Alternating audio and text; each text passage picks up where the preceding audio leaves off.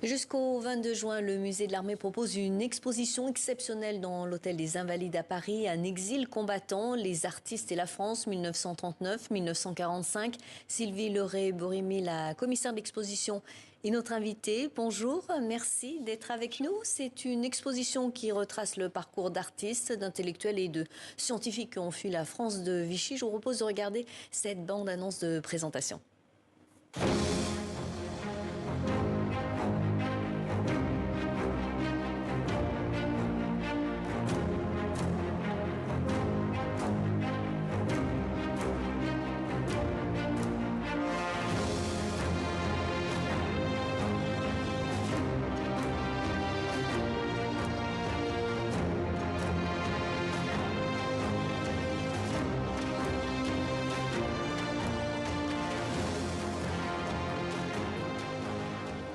Le titre de l'exposition est évocateur, il s'agit d'un exil combattant. Comment tous ces artistes, poètes, intellectuels qui ont quitté la France au début de la Seconde Guerre ont continué leur combat ? Ils ont en effet, pour ceux qui ont choisi ou qui ont été contraints à l'exil, continué le combat en mobilisant toutes leurs compétences, leur savoir-faire, leur inventivité. Et nous présentons dans l'exposition des œuvres qui relèvent de plusieurs genres, sans en exclure aucun: peinture, sculpture, photographie, littérature.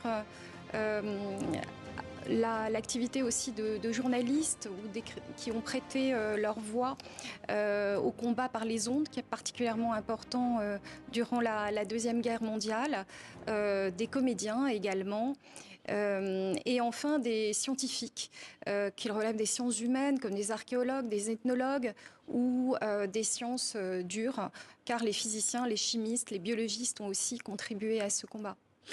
Les motifs d'exil étaient nombreux, différents. Que fuyaient-ils ? Alors, ils fuyaient le risque de la compromission avec l'ennemi.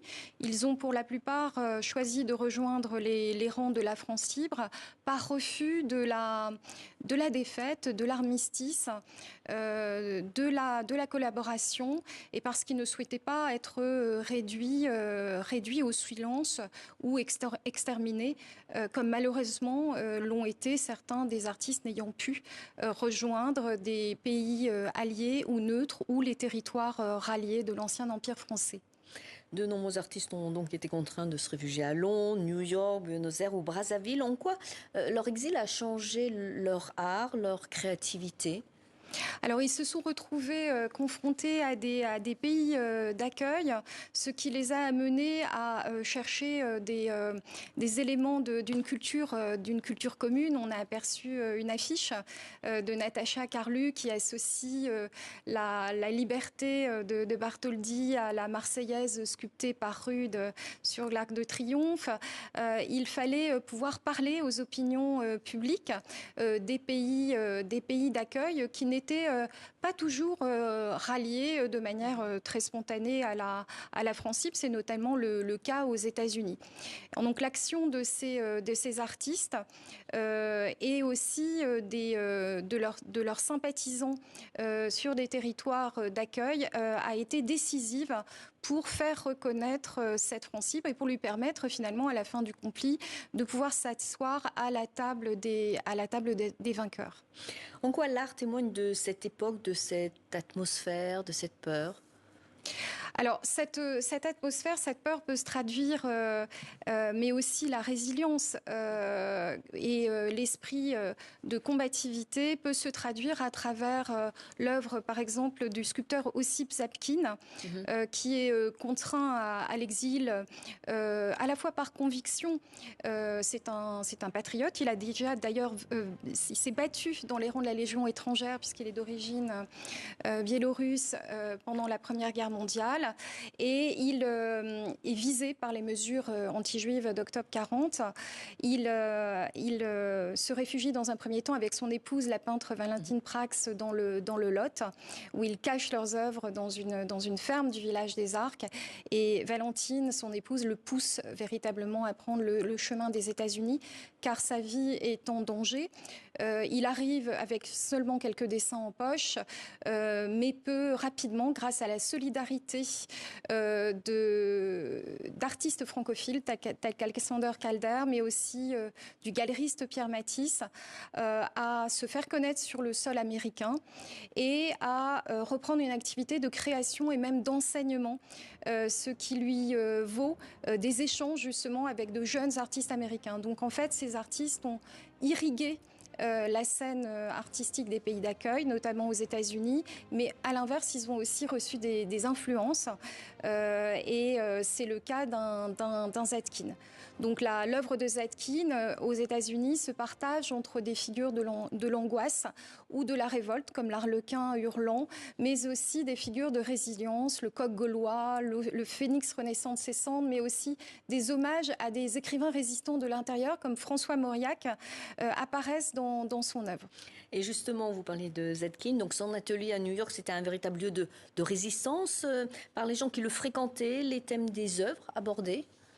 Oui, tout à fait. La presse américaine, d'ailleurs, s'est intéressée à cet atelier et un grand article a paru dans la presse américaine sur cet atelier de Zetkin, qui était aussi un lieu de sociabilité.